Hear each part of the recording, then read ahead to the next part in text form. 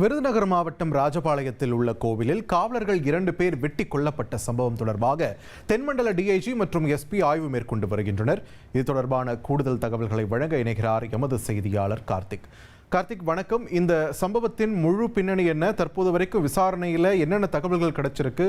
இந்த ஆய்வு பணி அங்க சூழல் எப்படி அமைஞ்சிருக்கு? இப்போ வணக்கம். ராஜபாளையம் அருகே தேவதான மேற்கு தொடர்ச்சி மலைப்பகுதி அடிவாரத்தில் சேத்தூர் ஜமீனுக்கு பாத்தியப்பட்ட நச்சரை தவிர்த்துக்குரிய சுவாமி கோவில் உள்ளது. இந்த கோவில் தென்பாண்டி நாட்டு பஞ்சபூத தலங்களில் ஆகாய தலமாக விளங்குகிறது.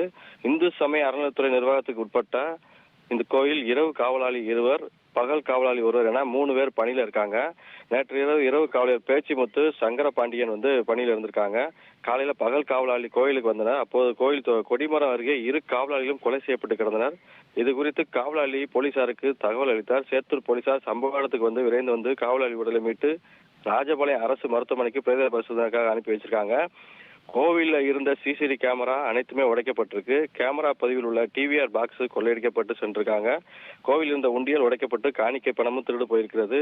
பழமை வாய்ந்த சிலைகள், நகைகள் எதுவும் கொள்ளையடிக்கப்பட்டிருக்கதா என்பது குறித்து போலீசார் தொடர்ந்து விசாரித்து வராங்க. மாவட்ட கண்காணிப்பாளர் கண்ணன் சம்பவ இடத்துல பார்வையிட்டு ஆய்வு செய்து வருகிறாரு.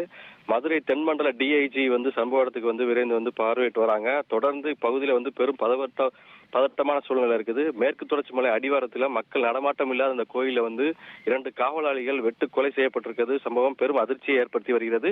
சம்பவ இடத்துல மாவட்ட காவல் கண்காணிப்பாளர் மற்றும் தென்மண்டல டிஐஜி சம்பவ இடத்துல பார்வையிட்டு வராங்க. நன்றி கார்த்திக், உங்கள் விரிவான தகவல்களுக்கு.